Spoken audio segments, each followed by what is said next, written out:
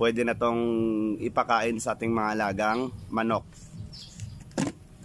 Okay, so ito na yung itsura niya mga ka-farm. Yan o. Yan. Pwede na talaga tong ipakain sa ating mga alagang manok. Then double purpose, ang katas nito ay pwede nating ibigay sa ating mga alagang tanim kasi fermented plant juice na ito. So maganda yung ating pagkaka-ferment kasi maganda yung kanyang itsura. Then yung dahon at saka yung mga tangkay niya na matigas, nakuha na talaga, naging durog na.